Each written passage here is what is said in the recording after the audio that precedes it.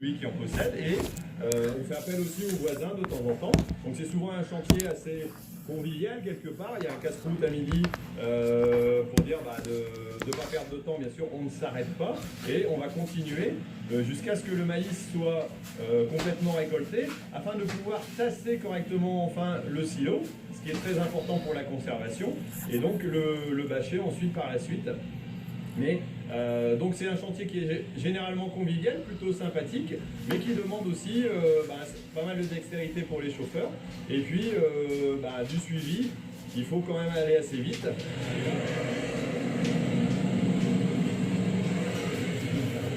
Et hop, un petit tour dans le tracteur.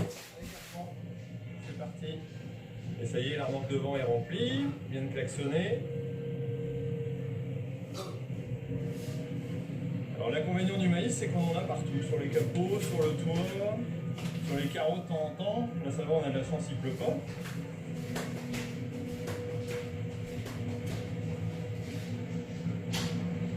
Un autre point de vue de la récolte. Ça va, on a une belle vision dans la veine avec la petite vitre devant. Bertrand n'est pas pareil. Il est titanisé par la caméra. C'est normal. Concentré dans son travail, c'est très bien, t'as raison. C'est vrai qu'il faut quand même être concentré pour faire ça, parce qu'il y a... Ça bouge vite et on aurait vite la machine dans le tracteur.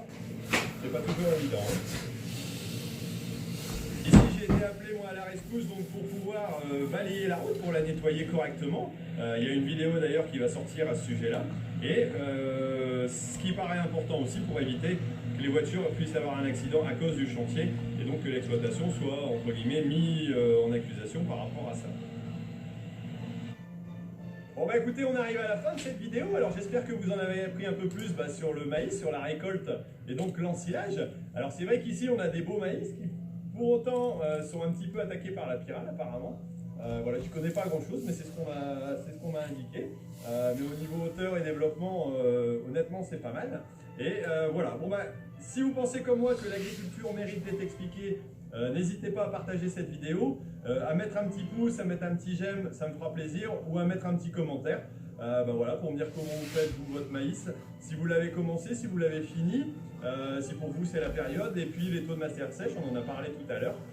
Voilà, et puis écoutez, moi je vous dis à bientôt sur Agriculteur d'aujourd'hui, et surtout n'oubliez pas, l'agriculture mérite d'être expliquée, donc partagez cette vidéo, et puis mettez-moi un petit bleu. Allez, salut, à la prochaine.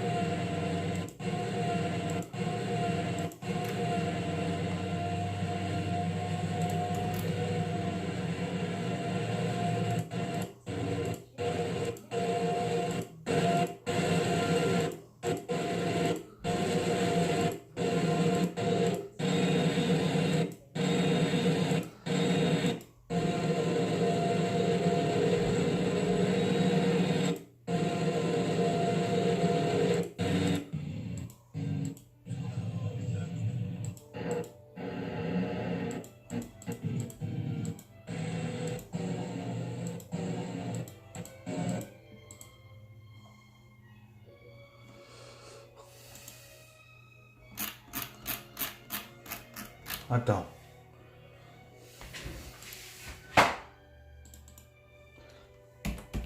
Là, c'est bon.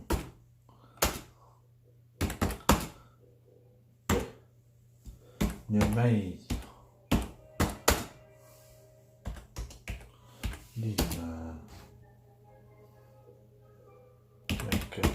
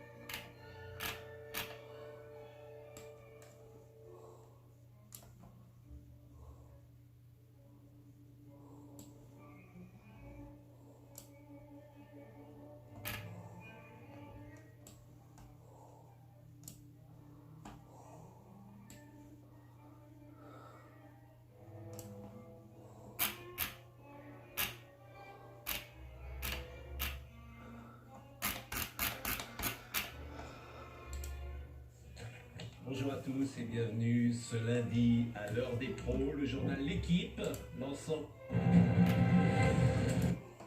C'est votre tout nouveau rendez-vous du week-end dans la matinale week-end de CNews. Rendez-vous avec le docteur Brigitte Millot pour la chronique santé à 8h20. Bonjour Brigitte. Bonjour Thomas. C'est la boisson du matin, du midi aussi parfois. Tout le monde en consomme, enfin presque. 8 sur 10, 8 Français sur 10 consomment du café. J'ai une question pour vous, Brigitte, ce matin. Est-ce que le café, finalement, c'est bon pour la santé? Oui et non, mais ça on va y revenir. D'accord. Oui, c'est ça. C'est pas top comme réponse, mais si, on va y revenir. Mais pour l'instant, je voudrais qu'on parle du café dans sa globalité, parce Oui. qu'après on parlera de la caféine plus particulièrement après le dîner. Mhm. Parce que c'est aussi présence de sucre ou juste de caféine. Regardez la quantité de caféine. 50 par jour. De là, ça va vous faire diminuer le risque de mortalité cardiovasculaire de 17%. Vous vous rendez compte? Pour les problèmes cardiovasculaires, je vous dis, ça diminue de 17% le risque de maladie cardiovasculaire. Les cancers, 4%. En revanche, après même pour dormir après un café, il y en a qui n'arrivent pas du tout. 8h20. Et théorie, votre journal.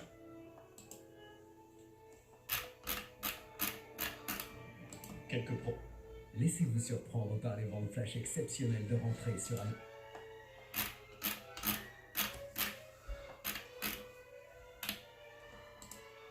Bonjour à tous et donc bienvenue à l'heure des pros ce matin. Depuis des années, les Corses sont protégés. Ils proposent de taxer lourdement. Ah, super.